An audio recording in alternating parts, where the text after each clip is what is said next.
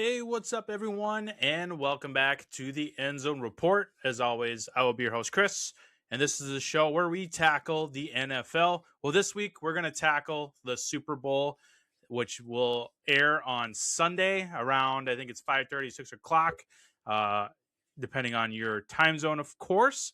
There's a lot to cover today on the show since it's been a while since I've been behind the mic on this podcast. I've been doing the movie podcast, of course, in the meantime. So you can go check out that as well. That is Cinematic Reviews on YouTube, Spotify, and all your other favorite content listening services.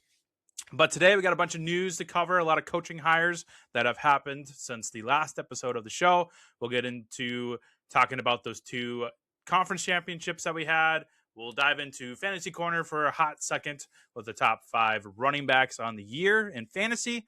Then we'll get into the Super Bowl preview with the honor picks and, of course, the newest segment on the show, Defend Your Pick, where we have a couple of callers on today's show. One is a familiar voice to the show. You may have seen his face on here. And another one is a longtime fan but newcomer on the show, so we get to hear their picks for the Super Bowl. And then I will have the opportunity to defend my pick for Super Bowl 60 between the New England Patriots and the Seattle Seahawks. Then we'll get into one final show me the money of the year, and hopefully we can cash in for that.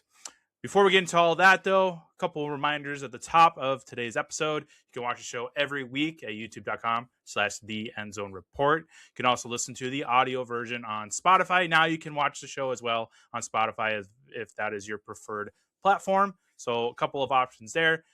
Hit the subscribe button. It helps out the show a lot. It's been a really fun first year for the podcast. I'm looking forward to the 2026 season. We'll take a short break after the Super Bowl wrap-up next week.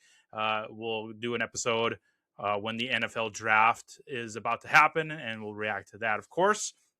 We'll do some fantasy drafts during the summer, and then we'll kick things off again once August hits with the 2026 season. You can also follow the show on social media at X, Instagram, and Facebook. I post all the artwork from each and every episode, along with breaking news and other fun things as well, centered around the NFL. So with that, let's head over to all those coaching hires and see what is up with the NFL.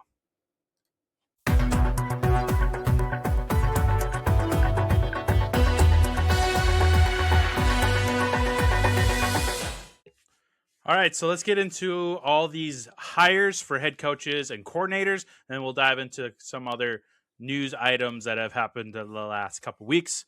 So starting off, former head coach of the Cardinals, Jonathan Gannon, has now been hired as the new defensive coordinator for the Green Bay Packers.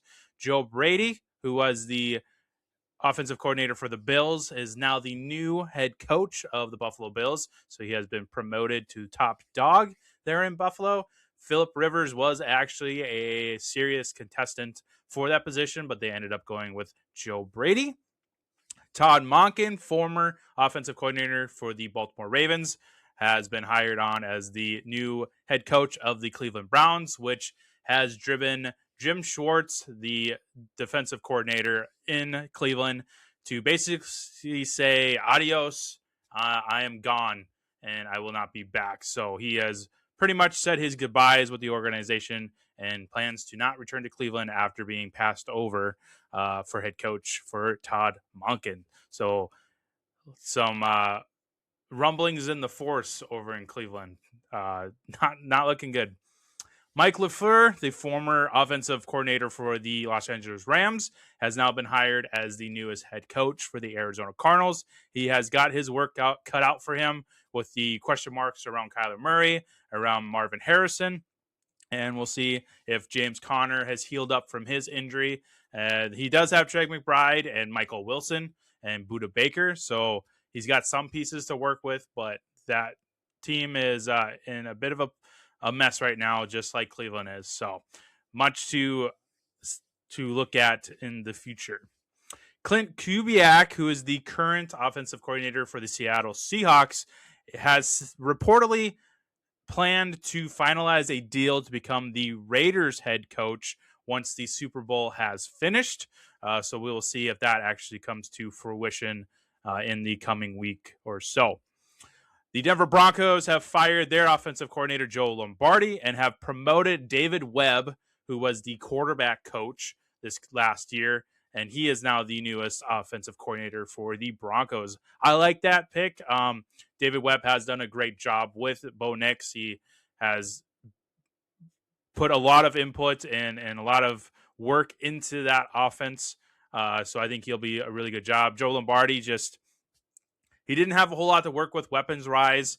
Pat Bryant was injured. Little Jordan Humphrey it is what it is with him. Mims has been injured. Cortland Sutton seemed to be the only consistent weapon there for Knicks, but even he's, not like a top tier veteran. Evan Ingram seems to be a huge bust there at tight end. RJ Harvey did end up, taking on the role from an injured J.K. Dobbins very nicely. So David Webb will have some pieces to work on, but much to improve. They need to improve on the offensive line and get Bo Nix some weapons, hopefully a true number one wide receiver in the free agency market. Raheem Morris, the former head coach of the Atlanta Falcons, is now the new defensive coordinator for the San Francisco 49ers. So we'll see how he does there with Shanahan. And then the last here, Matt Nagy, the former offensive coordinator for the Kansas City Chiefs, is now the newest offensive coordinator for the New York Giants under John Harbaugh. Not a big fan of that one. If you plan on drafting, Jackson Dart, possibly Cam Scadaboo, and Malik Neighbors next year in fantasy, that might be a big no-no. I am not a huge fan of Matt Nagy. That does not really give me much to look forward to in New York. So we will monitor that situation very, very closely with John Harbaugh there at head coach.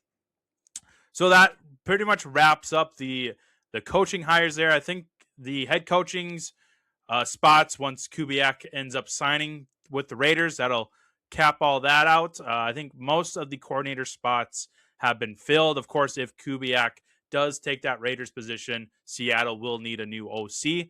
So we'll monitor that. I believe Brian Daboll has now been scooped up for the Titans after being passed over for the Bills position at head coach.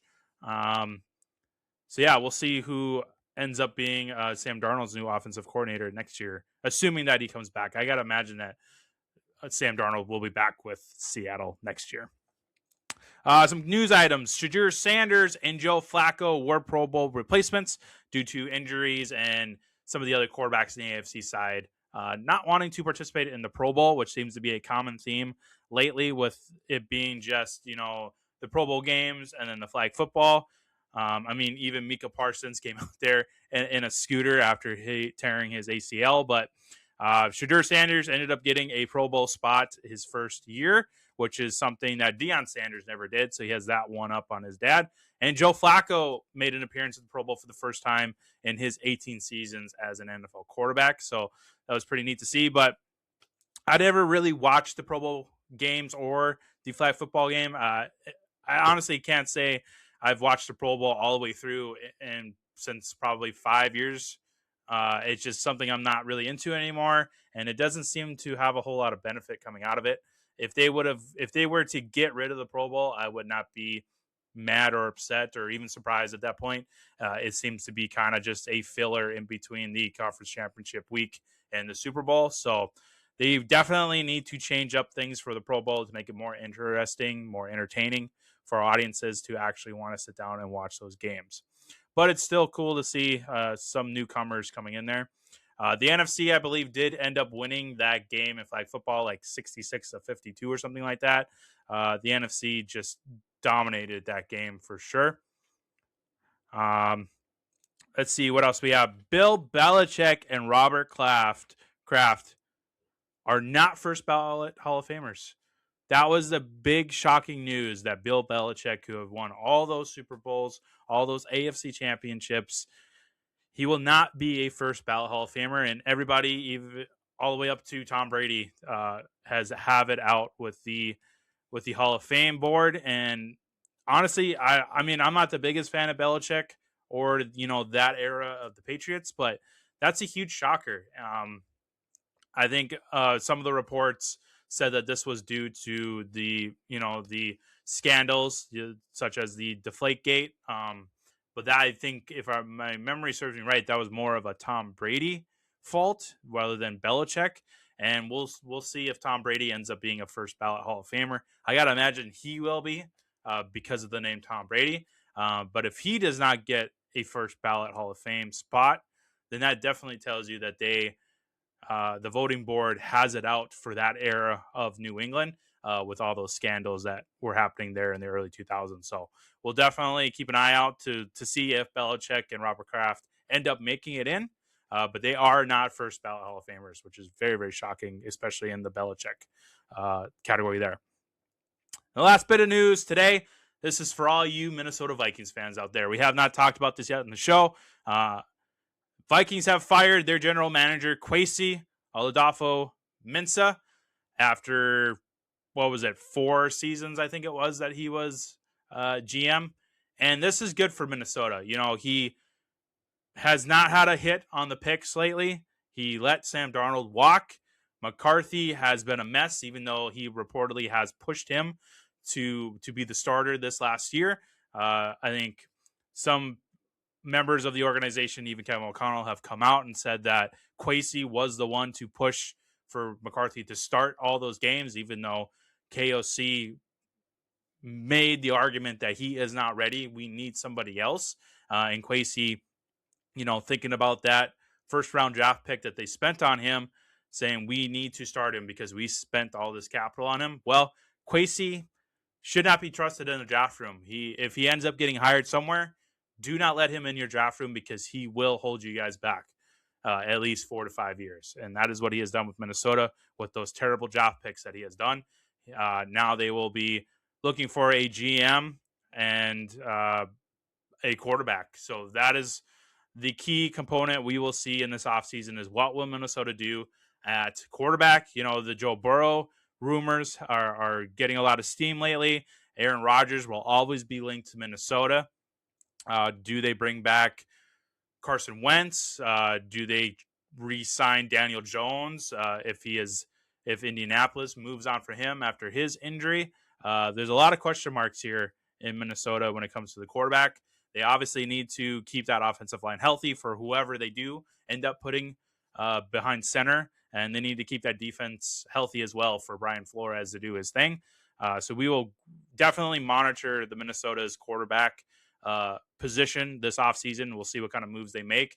I wouldn't be surprised if McCarthy either sits back, or I'm actually on the side now where I think they need to cut their ties, maybe capitalize some capital out of him, some draft picks or players, and just trade him away and start from scratch at the quarterback position. So we will definitely monitor that situation. That is a hot topic for sure.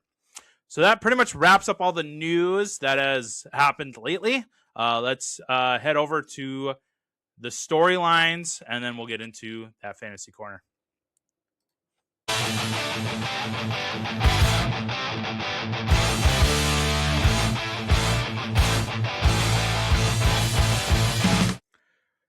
So the conference championships are in the books. We had the New England Patriots go up against the Denver Broncos. For the AFC side, and for the NFC side, we had the Seattle Seahawks go up against the Los Angeles Rams. Looking at the AFC side first, the Patriots end up slipping past the Broncos 10-7 to move on to Super Bowl 60. This was a very ugly game. We had a really good first drive from Stidham, where he had that big bomb catch from Mims, and then that touchdown in the far corner to a wide open Cortland Sutton. And that was it for the Broncos. After that, it was just all downhill for Stidham. Turnovers and sacks and incompletions. It was just a ugly mess. But the Patriots didn't do a whole lot either on their side. It took them a while to get some momentum going. Eventually, they ended up scoring a touchdown by Drake Maye on the ground, and then they ended up getting this game won by a field goal. About midway through the third quarter, we got an ugly, ugly weather game, which definitely was a huge factor in the scoring and the production of both sides in this game. But the Patriots end up winning this 10-7, knocking out Bo Nix and this Jared Stidham and the Broncos. Bo Nix, of course, did not play in this game due to that broken bone in his ankle, we'll monitor his injury, of course, in the offseason, but it sounds like he will be good to go for the 2026 season opener. On the NFC side, Sammy D is Super Bowl bound, baby. He was able to take down the Rams 31-27. This is a game that I wish the AFC game would have been. This was a really fun, kind of a shootout game. Darnold was just slinging it like crazy. Stafford tried his best to win this game, but the Seahawks ended up coming out on top. I had a lot of fun watching this. I was rooting for the Rams, but this was a game where I was fine either way if Seattle won or the Rams won, because we would get Sammy D in the Super Bowl, and I would get to root for him. But if the Rams would end up winning this game, I would have definitely liked to see Stafford and McVay get another Super Bowl before potentially calling it quits. We will definitely be on the watch for any retirements or any movement from Matthew Stafford and Sean McVay. I know every year is now going to be in that conversation of, is this the year that they call it quits, or do they roll it back for one more year? If they definitely were going to go to the Super Bowl and win this, I would definitely say that Matthew Stafford's retiring. Sean McVay is moving on. But with them getting knocked out in the championship round, I would not be surprised if they try to roll this back one more time and go for a Super Bowl. I'm hoping that when Sean McVay does call it quits, that he does become a GM somewhere. Now, the ideal spot would be in Minnesota. It's funny that now Kwesi is out, and now potentially Sean McVay could, retire as head coach and then maybe apply for that GM spot in Minnesota, since he has that relationship with Kevin O'Connell. We will see what happens there, but that would be a really, really good choice on Minnesota's part and McVay's part if he was to go become that new general manager for the Vikings. But we'll see what happens there. But so now Super Bowl 60, we've got Drake Maye going up Sam Darnold, which is a really, really awesome combo. I'm actually really excited about this game. Drake Maye, being his second year in the league and already making a Super Bowl appearance. He's got an AFC championship under his belt. Sam Darnold, after everything that he's gone through with the Jets and the Panthers and the Niners and then with Minnesota and then now with Seattle, I think this is the time for him to make a huge statement for him. Whether he wins or loses this game, it's a great position to be in for him. He has shown the league that he is a top-tier quarterback, and I'm pretty sure he's going to re-sign with Seattle either way. They've been really impressed with him. He has had great success here in Seattle with his current team. Now, of course, it looks like he'll be losing his offensive coordinator, but that's something he's no stranger to. I mean, Baker Mayfield is the perfect example. Same thing with Jalen Hurts, where they've dealt with constant changes at OC and still been successful. And I have all the trust in the world that McDonald will pick a really good OC and to support Sam Darnold in that offense. So lots to be excited about for both the Patriots and the Seahawks, no matter what the outcome is of Super Bowl 60. So yeah, this would be really, really awesome. So with that, let's briefly head over to Fantasy Corner for the top 5 running backs of the year, and then we'll get into all the Super Bowl previews.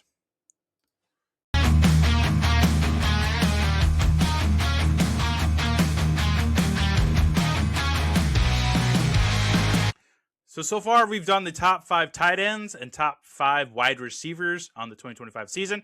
Today, we'll go over the top 5 running backs, and then next week in the Super Bowl 60 reaction episode, we will cap that off with the top 5 quarterbacks on the year.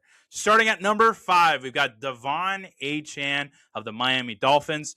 He had a total of 321.8 fantasy points on the year.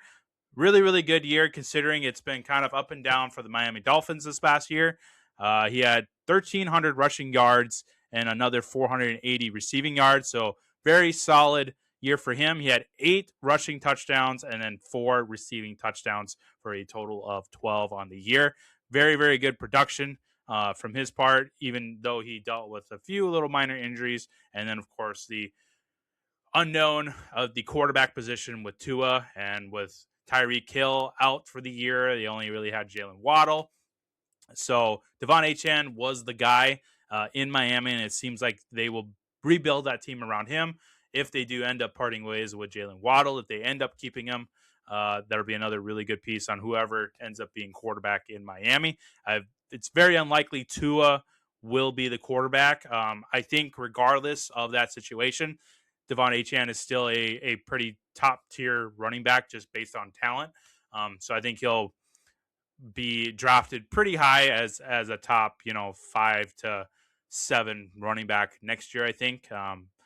Be really curious to see where he ends up going in all those mock drafts during the summer. At number 4, we've got Jonathan Taylor of the Indianapolis Colts. He finished off the year with 361.3 fantasy points. He had 1,500 rushing yards and then another 370 through the air. He had 18 touchdowns on the ground this year. Massive, massive year for him. And then he added 2 more on the year. It was kind of an up and down year for him. He started off really, really strong. And then once they lost Daniel Jones, it kind of went downhill for production-wise. But he was the dude for most of the year. I think he will be a little more tricky to draft next year, just depending on what the quarterback situation is in Indianapolis and all that stuff. But Jonathan Taylor still proving that he's a great, great talent. I wouldn't be surprised if he's still, a top 10, maybe top 6. I don't know if he'll quite get to top 5. We'll see because, you have James Cook and Chase Brown right behind these guys at 6 and 7. James Cook may end up, based on his production the last couple of years, he might slip into top 5 in drafts. But again, just like Devon Achane, it's going to be really interesting to see where Jonathan Taylor goes in those mock drafts. At number 3, we've got Jahmyr Gibbs of the Detroit Lions. He had 1,200 rushing yards on the season, and then another 600 plus yards through the air. He had 13 rushing touchdowns and another 5 touchdowns through the air. So a really productive year. It kind of went downhill towards the end of the year. I don't know what Detroit was doing or using at running back. It felt like they were using Montgomery a lot, even though he wasn't really efficient as Jahmyr Gibbs. But he ended up kind of making up for that during the fantasy playoffs. If you had him, you had either won your championship or you had a really good shot at winning it. He'll definitely be, up there as one of the top picks at running back or just overall players in general for fantasy drafts next year. He's usually up there in the top 5, top 6 in the first round. So I got no issues there. I think Detroit will bounce back next year and get Jahmyr Gibbs involved. He had 365.9 fantasy points on the year. Just a few less than the guy we'll talk about next at number 2. Bijan Robinson of the Atlanta Falcons is your running back 2 on the year with 369.8 fantasy points. So just a few more points above Jahmyr. He had 1,400 yards on the ground and then another 800 yards through the air. He had 7 rushing touchdowns and 4 receiving touchdowns. Pretty light in the touchdown department for him, but he didn't make it up with his yardage.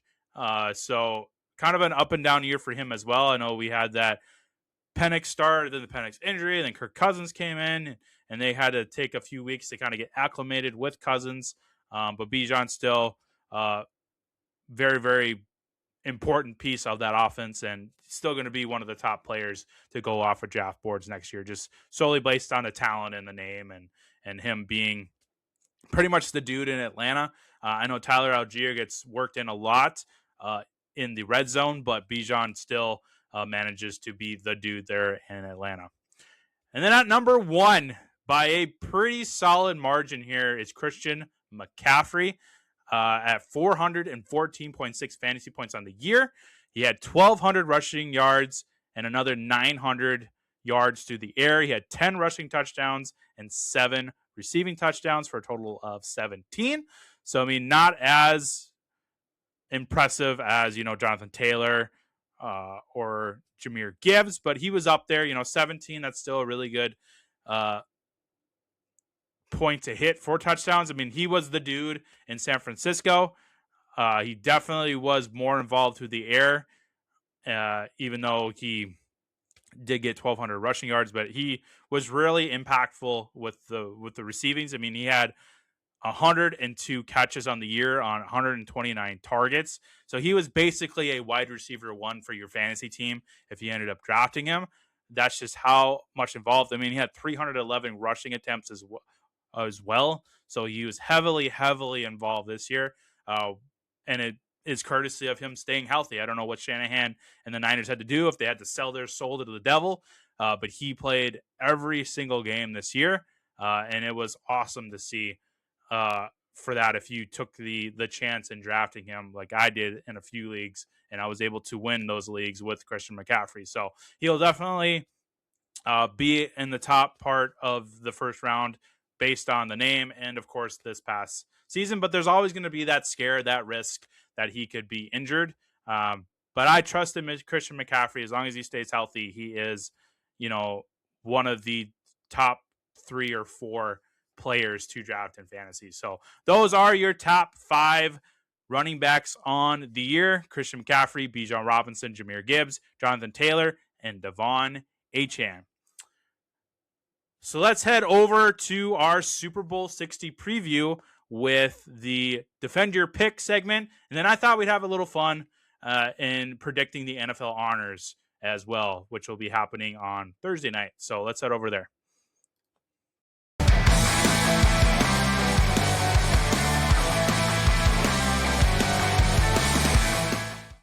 So first up, I will give my guesses for the NFL honors, which will air on Thursday night. And we'll get into Defend Your Pick for Super Bowl 60. So I'll go through the nominees for each of the 8 categories, and then I will give my pick. So most valuable player of the 2025 season, we've got Josh Allen, Trevor Lawrence, Drake Maye, Christian McCaffrey, and Matthew Stafford. This was tough. It was between Drake Maye and Matthew Stafford for me, but I'm going with Matthew Stafford since he did not make it to the Super Bowl. I think they're going to vote him in for the MVP. Now, I know everybody says that playoffs doesn't count for these voting. It's all regular season. Depending on when they actually do the voting, I don't 100% agree that is the only thing to look at. I feel like playoffs is part of it. But if they do end up voting before the playoffs, obviously that is true. Then they solely go off of the regular season. But I always had this feeling that they vote in the middle of the playoffs. So I just have this feeling that the playoff does affect a decision. But I'm going with Matthew Stafford because he was just slinging it all year long during the regular season. So based off of that, I think Matthew Stafford of the Los Angeles Rams will take another MVP this year. Offensive Player of the Year, this was a little more tricky. We've got Drake Maye, Christian McCaffrey, Puka Nacua, Bijan Robinson, and Jackson Smith-Njigba as your nominees. It was between Puka and JSN for me. I'm going with the quarterback wide receiver stack with Offensive Player of the Year and Puka Nacua. He was the number 1 wide receiver on the year for the most part. JSN ended up, coming out of nowhere to make a run for number 1 wide receiver, but Puka Nacua ended up being the number 1 wide receiver on the year, and I think this will get him the offensive player. Plus, he'll win it with his buddy Matthew Stafford, who I'm predicting will get MVP. On the other side of the ball, Defensive Player of the Year. This was actually an easy one, but your nominees are Will Anderson, Nick Bonito, Myles Garrett, Aiden Hutchinson, and Micah Parsons. It's Myles Garrett. With him breaking that all-time sack record, he is the Defensive Player of the Year. Getting that record solidified him on getting this award this year, so that is my pick. Offensive Rookie of the Year. This was a little tougher. Jackson Dart, Emeka Egbuka, Trevion Henderson, Teteroa McMillan, and Tyler Shuck. A part of me wanted to go Tyler Shuck here. I thought about Jackson Dart, but I'm going with Tet McMillan here of the Carolina Panthers. He was a stud this year for that offense with Bryce Young. I think he is going to get Offensive Rookie of the Year just based on the touchdowns and the yardage. He was able to break 1,000 yards in his rookie season, so I think that'll be enough to get him Rookie of the Year on the offensive side. Defensive side, Rookie of the Year. This was a little tougher. Nominees are Abdul Carter, Nick Imanawari, James Pierce, Carson Swissinger, and Xavier Watts. I'm going with Carson here of the Cleveland Browns. He was a stud tackler and sack master, and I'm going to pair him up with Myles Garrett so that Cleveland takes both defensive awards this year. Comeback Player of the Year. Our nominees are Stephon Diggs, Aiden Hutchinson, Trevor Lawrence, Christian McCaffrey, and Dak Prescott.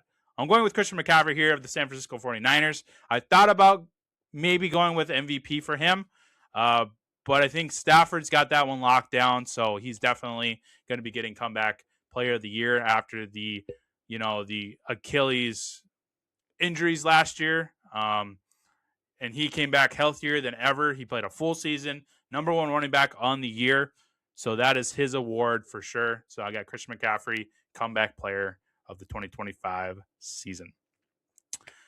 Coach of the Year, Liam Cohen, Ben Johnson, Mike McDonald, Kyle Shanahan, and Mike Vrabel. I'm going with Mike Vrabel. He turned this Patriots team around. They only won, I think, 3 or 4 games last year.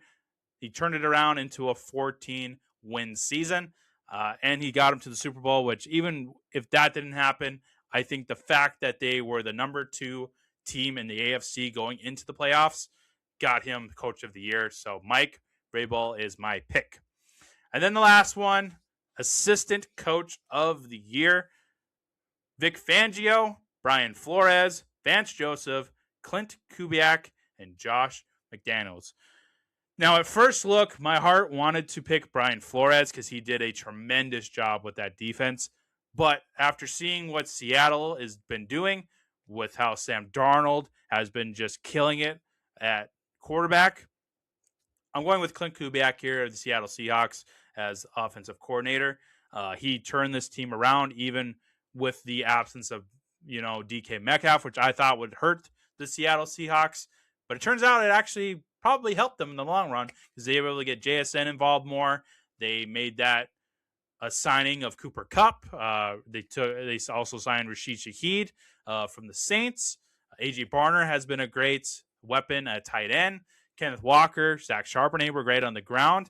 So Clint Kubiak did a really, really awesome job as the offensive coordinator, and I think he will win Assistant Coach of the Year and then end up going to become the head coach of the Las Vegas Raiders because of his success here in Seattle. So those are my picks for the NFL honors that will air on Thursday night. Let's take a quick break before we get into our newest segment, Defend Your Pick.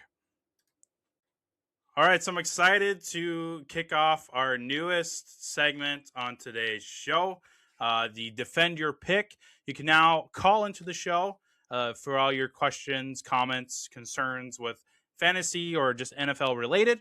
That is 701-997-3942. So go ahead and call the show, leave your message, and you could be featured on the episode. Today, we're going to do Defend Your Pick for the Super Bowl 60. We got a couple of callers that left me some pretty sweet voicemails, so thank you to them. One voice you will be probably hearing familiar. He has appeared on the show a couple of times throughout the year. And then we have newcomer but longtime fan of the show as well. So let's kick off there with our first caller. Hey there, End Zone Report. This is Mark Engelstead calling. Since Sam Darnold left the Vikings, and the Vikings are cursed for all eternity, I'm going to take the Seattle Seahawks, stomping the New England Patriots 42-23. And you can lock that in. Thank you very much. Have yourselves a great Super Bowl, everybody. So Mark is going with the Seattle Seahawks to stomp the New England Patriots. That's pretty exciting. For you that don't know, Mark is my uncle, Mark Engelstead. He is one of the reasons why I got into football.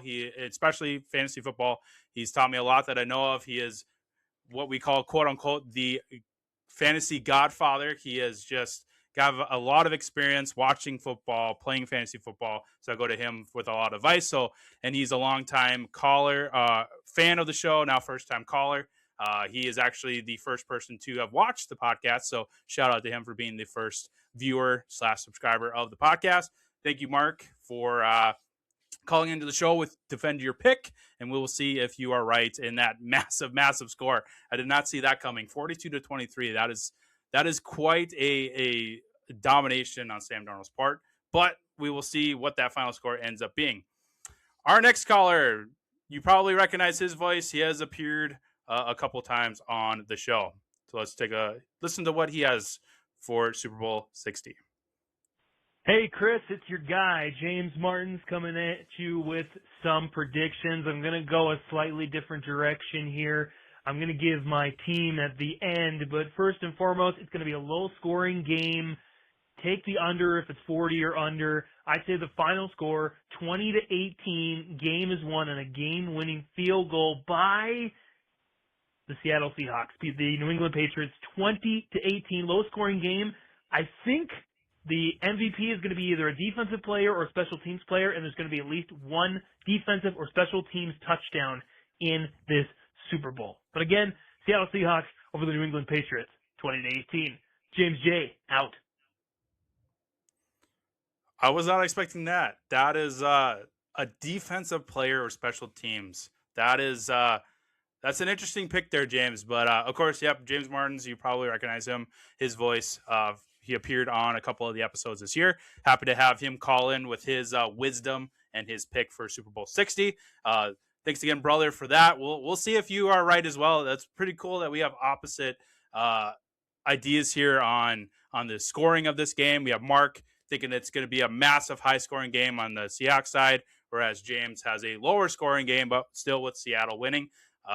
We will see who gets closest to that scoreboard in their prediction, and we'll see if the Seattle Seahawks come out on top. Thank you guys for calling the show. Again, as a reminder, you can call the show 701-997-3942 for all your questions, comments, concerns coming up in the offseason of the NFL into the fantasy season as we start doing those mock drafts in the summer and into the fall. We'll have a couple episodes. We'll have some calls come in, and we'll talk through some trade advice if you're doing dynasty, some drafting advice for your redraft or keeper league. So bunch of stuff planned for next year. So go ahead and call into the show anytime you like, and you could be featured on the episode. Now for my pick of Super Bowl 60. You could probably guess by the way I'm dressed. I've got the Seahawks hat. I've got the DK Metcalf Seahawks jersey. I'm going with the Seattle Seahawks. But I'm going to kind of meet in the middle here with Mark and James at the scoring. I'm thinking it's going to be Seattle over New England, 27-23. It's going to come down to that. I think Sam Darnold is going to ride into the sunset and give Minnesota Vikings that last bird flip as a big FU to them for letting him go and coming in over to Seattle and winning a Lombardi Trophy. So that is my pick for Super Bowl 60. It's the Seattle Seahawks beating the New England Patriots 27-23. We'll see who gets closest on the scoreboard. And I don't know. We'll see if all three of us get it right or get it wrong. Maybe the New England Patriots end up pulling this off with Drake Maye. But fingers crossed that Sam Darnold gets that Lombardi Trophy and kind of glares at Minnesota as he remembers what they did to him. So that is our picks for Super Bowl 60. Let's end the show like we always do and see if we can get shown the money.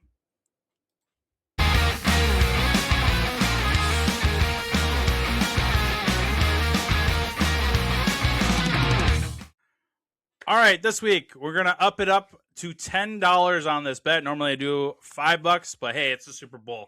Let's double it up. We're going to go $10.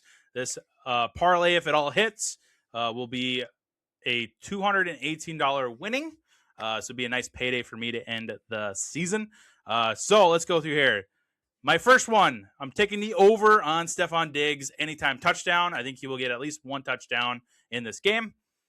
Drake Maye, I'm taking the over on his passing touchdowns. That is at 1.5. I think he will get at least 2 touchdowns in this game. Also sticking with Drake Maye. This one was on sale on the Sleeper app I'm going with the over on his rushing yards. His line is at 31.5.